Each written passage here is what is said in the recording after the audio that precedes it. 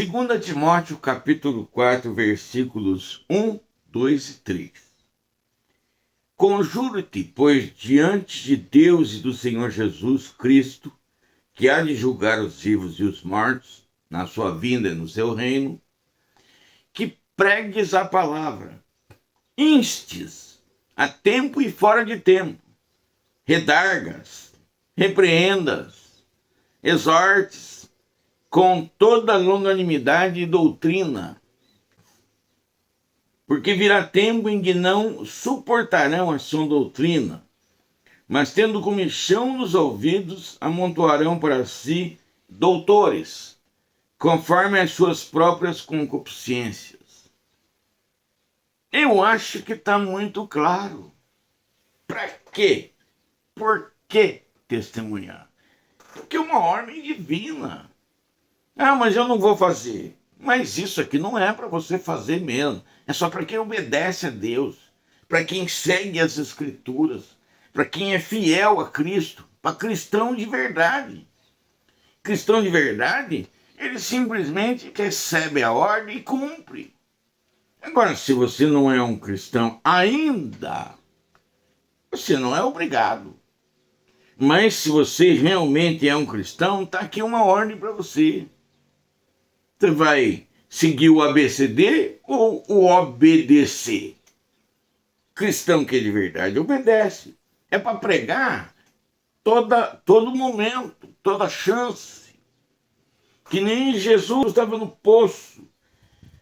Os discípulos foram comprar comida. Apareceu uma mulher. Ele aproveitou o momento e pregou para a mulher. Então, ele cumpriu uma ordem que ele mesmo deu para todo mundo. Pregar a tempo e fora de tempo. Tem pregação coletiva, tem pregação individual, tem evangelismo pessoal. Todo mundo pode falar a todo momento e surgem inúmeras oportunidades de se falar de Jesus. Quanta gente doente, quanta gente deprimida, quanta gente desanimada, quanta gente parando no meio do caminho. E quantas dessas pessoas sentam perto de mim, sentam perto de você, puxam assunto e querem ouvir alguma coisa boa. É a hora. Pregues a palavra, instes a tempo e fora de tempo, redargas, repreendas, exortes com toda longanimidade e doutrina. É para falar, é para testemunhar, é para pregar, é para cumprir. É ordem, é ordem. Quando eu me converti, imediatamente eu comecei a testemunhar. Testemunhar como? Primeiro explicando como é que Jesus me converteu, como é que ele me colocou dentro do Evangelho. E daí eu já fazia convites e os milagres começaram a acontecer. Pessoas recebiam bênçãos, eram curadas. Pessoas mudavam de vida. Quanta gente não mudou de vida? Estava afundado. Mas levantou a cabeça, mudou de vida. E quanta gente Deus restaurou a vida. Por quê? Porque eu tive a coragem de obedecer a ordem. É ordem. É ordem divina para mim, é ordem divina para você, é ordem divina para todos nós. Ah, não, isso é para pastor, isso é para pregador, é para evangelista. Não, eu não era nada disso. Eu era boy de beira de praia. Eu era boy das baladas. Eu só vivia nas baladas, no samba, no pagode. E quando Deus me deu a ordem, eu comecei a cumprir, começaram a acontecer coisas sobrenaturais. Não, mas você é um pastor. Eu sou pastor hoje. Depois que todo mundo viu que a bênção de Deus estava na minha vida, daí me ordenaram ministro. Hoje eu sou um ministro do Evangelho também. Eu sou aposentado da rede pública de ensino, mas sou ministro do Evangelho. Mas isso aconteceu depois. Depois do quê? Depois de obedecer a ordem e começar a acontecer milagre. Olha, não tem um milagre maior do que um homem na droga, na bebida, perdido, sem lugar para ir. Tem alguns que perdem tudo, perde família, perde filhos, perde tudo, fica só. E essa pessoa se converter e Deus fazer uma mudança radical na vida dele e restaurar a vida dele, a vida social, a vida familiar. Deus restaura tudo, tudo. Quando você e eu cumprimos a ordem de testemunhar a tempo e fora de tempo, Deus salva almas, Deus salva vidas, Deus transforma, Deus muda. E a ordem está aí, para quem quer seguir ou não. A ordem está dada, ó. Prega a palavra, instes, a tempo e fora de tempo, redargas, repreenda, exorte com toda longanimidade e doutrina. 2 Timóteo 4:2. Está escrito. Você é um cristão? Você segue a Bíblia Sagrada? Então a ordem está dada. Testemunhar de Cristo é obrigação minha. E é obrigação sua. É obrigação nossa.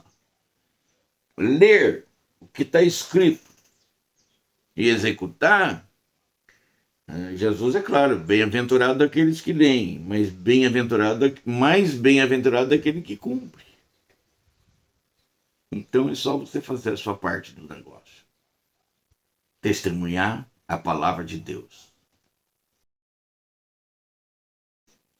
Eu vou ler 2 textos bíblicos extremamente parecidos.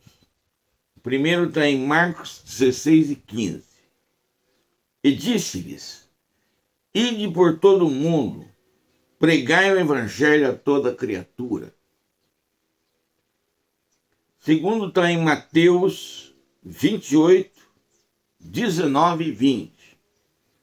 Portanto, ide, fazei discípulos de todas as nações, batizando-as em nome do Pai, do Filho e do Espírito Santo, ensinando-os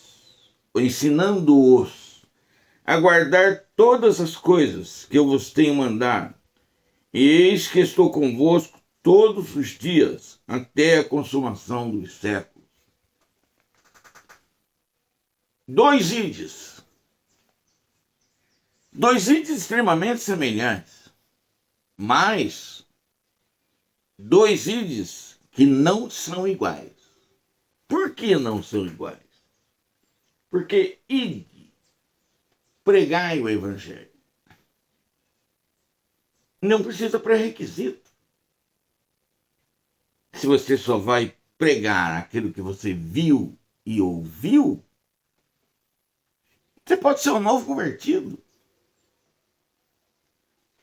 Se entra na igreja, não conhece quase nada, não sabe de quase nada, mas só de você dizer aquilo que aconteceu com você e com Deus, como você se converteu, como Deus está agindo na sua vida, como Deus está fazendo as coisas com você, só isso já é pregar o evangelho. Isso é testemunhar do evangelho. Você não precisa ter aquele pré-requisito de ter os diplomas da vida pendurado nas paredes. Não precisa. Agora, o segundo ID já traz algo diferente. Olha, ID, fazer discípulo. Como é que você vai fazer discípulo sem ensinar ele? Tem que ensinar. E se você tem que ensinar, tem que ter os pré-requisitos necessários. Ou seja, para ser professor, para ser mestre, você tem que pelo menos ser aluno, ou ter sido aluno, ter aprendido alguma coisa, senão você não vai ter o que ensinar. Então, primeiro ID, não tem pré-requisito, mas nesse aqui tem. Você vai fazer discípulo, batizar no nome do Pai, do Filho e do Espírito Santo. E depois no segundo versículo diz assim: ensinando-os a guardar todas as coisas que eu os tenho mandado. Como que você vai ensinar alguém sem antes ter se preparado? Isso aqui exige que, no mínimo, você tenha estudado alguma coisa sobre o livro sagrado. E olha que agora os cursos de teologia, eles são divididos em várias fases. Tem o curso básico, depois tem um curso mais aprofundado, depois tem o curso teológico. E depois do curso teológico vem o PhD, as pós-graduações da vida, o mestrado, doutorado, enfim. O mundo de estudo das escrituras e da teologia e de Deus, você pode estudar a vida inteira. Vai ter estudo para a vida inteira. Como diz o caipira, para mais de metro. Porém, você pode começar num básico. Você começa no básico e você já tem uma base mínima para ensinar alguém. É difícil, mas não é impossível. Então, o primeiro ide é mais fácil. Ide, pregar o evangelho a toda criatura. O segundo já exige mais. Ide, ensinai as nações. Então, meu querido, por que testemunhar de Cristo, da palavra de Deus? Por quê? Porque é a ordem. Ide, pregai o evangelho. Não, mas eu quero fazer um serviço completo. Então, ide, ensinai as nações. A diferença é que o primeiro é mais simples. E o segundo é um pouco mais complicado. Eu fui numa igreja há uns tempos atrás, curioso, fui numa igreja há uns tempos atrás, e o pastor da igreja, ele era um ganhador de alma, mas pensa num ganhador de alma. Ele tinha, ele toca, canta, prega, e ele convence muita gente do pecado, da justiça, do juízo, e muita gente aceita Jesus. Né? No lugar onde ele estava, foi mandado como missionário, ele já tinha feito 2 igrejas. Só que eu observei o seguinte: ele ganhava alma, mas era a esposa dele que ensinava. Ele cumpria o primeiro ide, ele trazia as vidas para dentro da igreja. Mas quem cumpria o segundo ide era a esposa dele, era ela que ensinava. Então perceba que você não precisa saber tudo. Você faz uma parte e outro faz outra. E ele fazia uma parceria com a esposa dele. Já tinham aberto 2 igrejas quando eu cheguei lá e preguei, testemunhei, e o nome de Jesus foi glorificado. Mas é curioso isso. Ele era o pastor da igreja. Ele que trazia as almas. Mas quem ensinava era a esposa. Até porque é uma questão de dom. Né? Você não precisa ter dom para tudo. A igreja é um coletivo. E os dons Deus distribui para várias pessoas. Então você às vezes cumpre um ide, mas quem cumpre um outro é a sua esposa, é um ministro do evangelho, é um professor, um mestre da igreja, enfim. O importante é cumprir a ordem. Ide, pregai, ide, ensinai. É disso que nós estamos falando. Atos, capítulo 1, versículo 8. Mas recebereis a virtude do Espírito Santo que há de vir sobre vós, e ser-me-eis testemunhas, tanto em Jerusalém, como em toda a Judéia e Samaria, e até os confins da terra. Perceba que Esse versículo, ele amplia a área de atuação da pessoa que está testemunhando. Por exemplo, ser-me-eis testemunhas em Jerusalém. Jerusalém é uma cidade. Em toda a Judéia. Judéia é a região em que está inserida a cidade. Então, o que você percebe? Há uma ampliação da área em que deve ser testemunhado. A tendência natural é você começar na sua casa, na sua igreja e na sua cidade. E à medida que você começa, o próprio Deus vai expandindo a sua área de atuação. Começa a te levar em vários lugares. E vai aumentando a sua área de atuação. Então, Jerusalém, Judéia e Samaria. Samaria já é outra região agregada à Judéia. Dá um sentido de que a sua área de pregação, a sua área de testemunho, a sua área vai aumentando. Vai aumentando. Jerusalém, Judéia, Samaria, e depois termina assim, e até os confins da terra. Então, toda vez que você começa a pregar o evangelho, a tendência da palavra de Deus e de Deus é de ampliar os seus horizontes. Você vai começar na sua casa, na sua igreja, na sua cidade, mas não vai parar por aí. Eu, por exemplo, moro na cidade de Caraguatatuba. Depois Deus abriu o estado de São Paulo, que é o meu estado. E eu comecei a testemunhar no estado de São Paulo.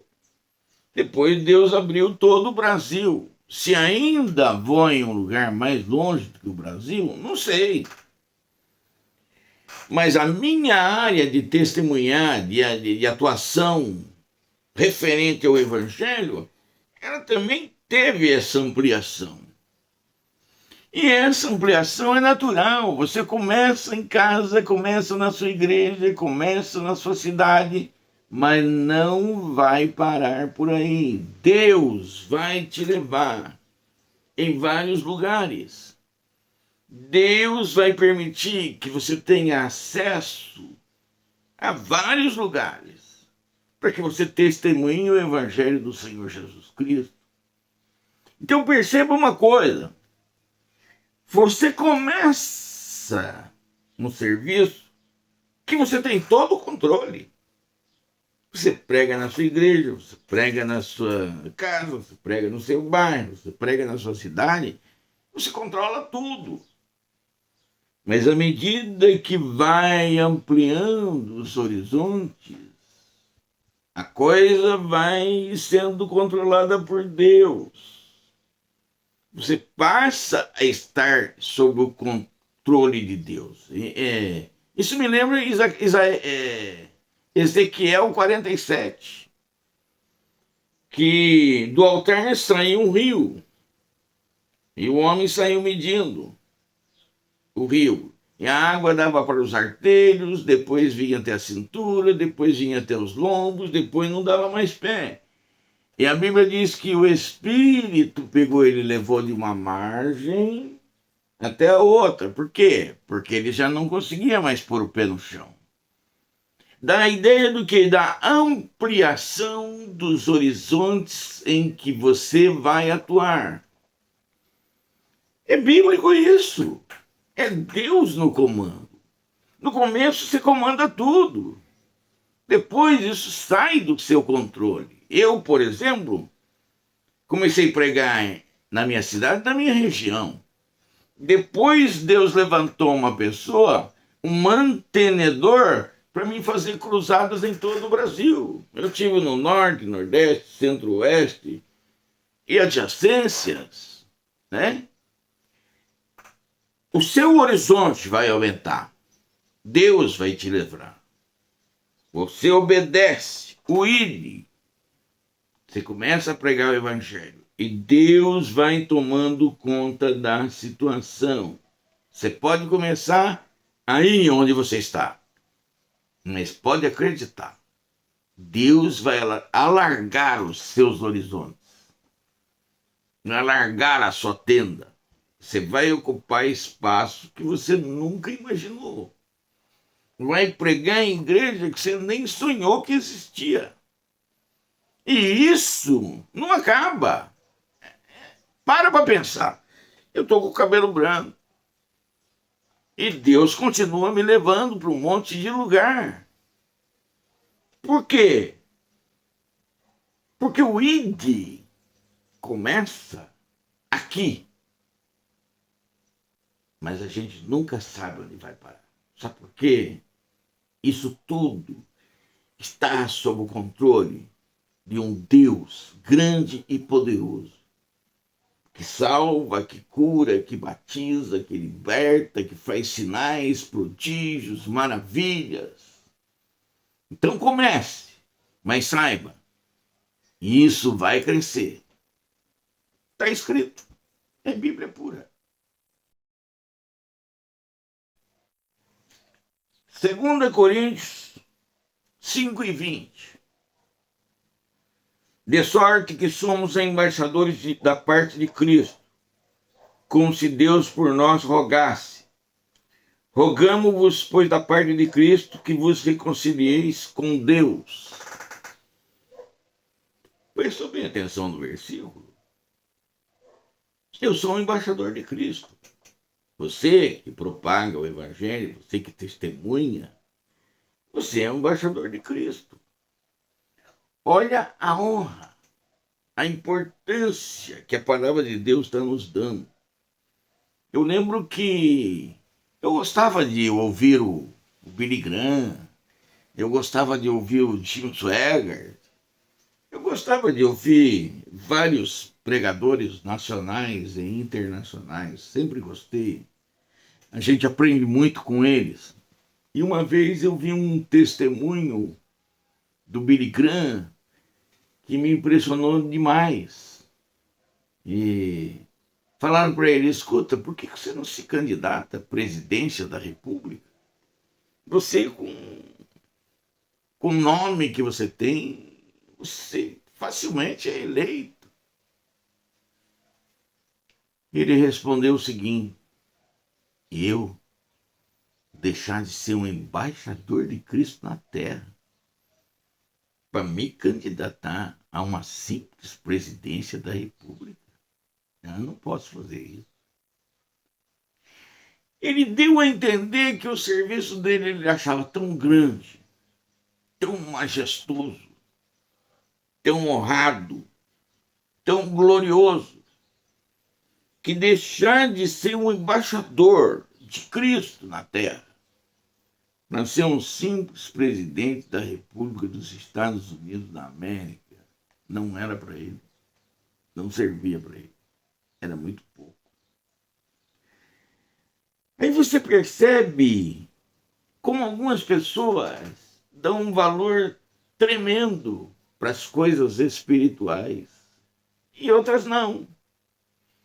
Quanta gente não abandona a sua igreja para ser um vereador, um prefeito, um deputado, senador. E não vai ser eu nem você que vamos julgar essas pessoas. Mas sempre tem aquele que faz o caminho inverso. Billy Graham não aceitou de jeito nenhum. Por quê? Porque não, eu já sou uma autoridade, eu sou embaixador de Cristo. Cada um escolhe o seu caminho, cada um escolhe o seu futuro. Mas eu estou chamando a atenção da honraria que é ser uma testemunha do Senhor Jesus. De sorte que somos embaixadores da parte de Cristo, como se Deus por nós rogasse. Gente, você se torna um embaixador de Cristo só por testemunhar o Evangelho, né? Você se torna uma pessoa importante. Lucas 19:10, porque o Filho do Homem veio buscar e salvar o que havia se perdido. Tem um monte de gente perdida por aí, precisando conhecer, precisando saber, conhecer as verdades do Evangelho. E nós somos a testemunha, nós somos os embaixadores que vamos até essas pessoas. Tem muita gente precisando ser salva.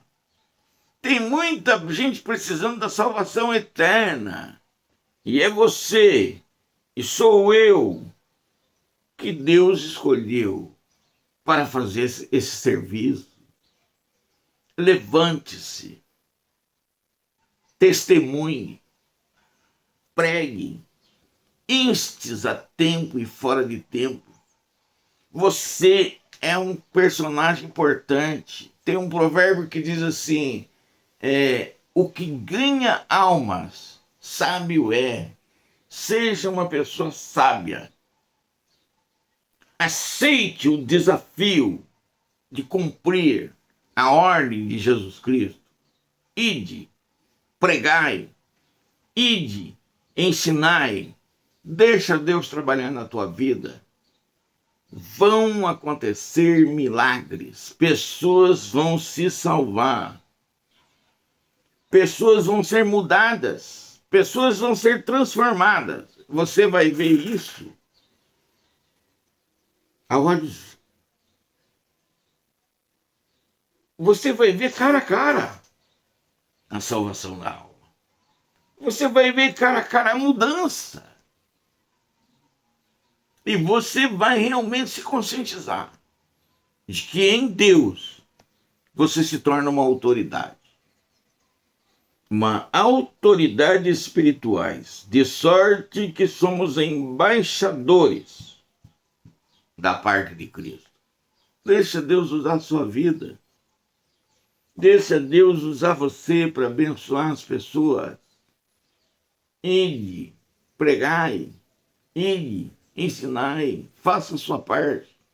Mas eu não sei nem começar. Ore a Deus. Pede para que Ele prepare um momento e comece a fazer aquilo que Deus chamou a todos nós para fazermos. Testemunha. Você é uma testemunha. Vá lá e testemunhe daquilo que Deus está fazendo na sua vida, daquilo que você tem aprendido, daquilo que Deus pode fazer para salvar essas almas. Porque o Filho do Homem veio buscar e salvar o que havia se perdido. Deixa Deus usar você. Eu vou ler 2 textos bíblicos agora.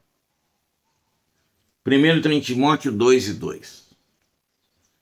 E o que de mim, entre muitas testemunhas ouviste, confia-o a homens fiéis, que sejam idôneos para também ensinar os outros. O segundo está em João 15:2. Toda vara em mim que não dá fruto, atira. E limpa toda aquela que dá fruto, para que dê mais fruto. Sabe, queridos? Escolha. O que de mim, de muitas testemunhas ouviste, confiam a homens fiéis. Há uns tempos atrás, obreiro, um líder, ligou para mim. Olha, aconteceu uma divisão aqui na minha igreja. Eu sei dizer que ele recebeu cristãos vindo de outras denominações, que se integrou aos trabalhos da igreja, e algum tempo depois foi embora e levou metade da igreja. Daí ele pediu a minha ajuda. Eu fui lá e comecei a pregar na igreja dele para reanimar, para ajudar ele a restaurar tudo. Aí ele veio conversar comigo onde eu errei. Eu mostrei esse versículo aqui, ó. E o que de mim, entre muitas testemunhas, ouviste, confiam a homens fiéis. Em vez de pegar um obreiro pronto, que vem de longe, e jogar a confiança toda nele, ensina, prepara, cria um grupo de estudo. Ensina homens fiéis. E quem é mais fiel do que aquela pessoa que aceitou Jesus lá na sua igreja, na sua pregação? Quem que é mais fiel do que esse? Quem que merece toda a atenção, todo o respeito, todo o ensino do que aquele que se converteu na sua própria igreja? E depois ainda vem o segundo versículo que eu li. Toda vara em mim que não dá fruto, tira. Se o sujeito não presta, não produz nada, Deus tira. E limpa toda aquela que dá fruto, para que dê mais fruto. Se é uma pessoa honesta, decente, um cristão, cumpridor daquilo que está escrito, o próprio Deus melhora ele. A vara que dá fruto, Deus limpa para que dê mais fruto. Sabe aquele irmãozinho que aceitou Jesus lá na tua igreja, que ninguém acredita nele? Ele pode ter um chamado de Deus, mas ele precisa ter treinado, ensinado. Tem um livro inteirinho aqui para ele conhecer. Escolha os homens fiéis. Ensina as escrituras para ele. Crie um grupo de trabalho de confiança. De confiança. A tua igreja, o teu trabalho, o teu grupo vai prosperar. Porque é tendência natural. O que produz fruto, Deus limpa para que dê mais fruto, está escrito. Não pega o cara laço lá na rua e dá autoridade para ele sobre a igreja. Não, não, não, não, não. A não ser que Deus, o Todo-Poderoso, fala, não, esse aqui eu mandei aqui para você aproveitar. Ele é o dono da obra. Ele é Deus, é ele que manda. Tudo é dele, a obra é dele. Mas se não, cabe a mim, cabe a você, cabe aos que conhecem, ensinar, preparar, mostrar como é que faz. Esse homem que se converte lá na tua igreja, esse homem que se torna seu discípulo, esse homem que aprende contigo, vai ser fiel, vai andar direito, não vai aprontar, não vai levar metade da igreja junto com ele para criar. Tem gente que está afim do dinheiro. Olha o versículo. E o que de mim, entre muitas testemunhas, ouviste, confia a homens fiéis, que sejam idôneos, para também ensinar os outros. Se o sujeito tem a vida torta, vai doutrinar tudo errado. Não vai doutrinar o novo convertido em Cristo. Vai doutrinar nele. Aí ele vai embora, leva todo mundo junto. É isso que acontece. Agora, se doutrina de forma correta, ensina de forma correta, aí entra a providência divina. E limpa toda vara que dá fruto, para que dê mais fruto. Se você escolhe um homem fiel, uma mulher fiel, e você ensina a Bíblia Sagrada, ele aprende, daí ele vai começar a aprender com Deus. Ele pega a vara que dá fruto, limpa, e como é que ele limpa? Através da palavra. E ela vai dar mais fruto. De repente, aquele irmãozinho, aquela irmãzinha que ninguém dava nada, se torna um obreiro. Deus dá dons naturais, dá dons espirituais e se torna uma bênção dentro da sua igreja. Por quê? Cumprimento das escrituras. Né? É valorizar aquele homem fiel, aquela mulher fiel. E depois, quando Deus toma conta da situação, se torna uma bênção. Se torna um ganhador de alma. E gozado é o seguinte, né? O provérbio diz pra gente ganhar alma que é sábio. Mas na verdade quem ganha é Deus. É Ele que salva, Ele que cura, Ele que batiza, Ele que liberta, Ele que faz sinais, prodígios, maravilha. Então Ele faz tudo.